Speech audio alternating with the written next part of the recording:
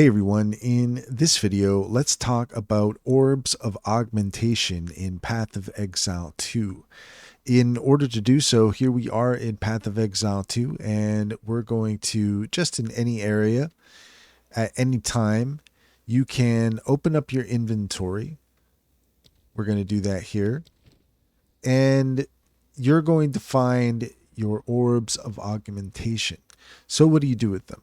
Well, on PC with keyboard mouse, you can right click on the orb, and from there you're going to see that certain items are going to light up, and this is an indication that you can use the orb of augmentation. So in this case, I have a jade amulet of excitement, and I'm going to go ahead and use an orb of augmentation to improve it.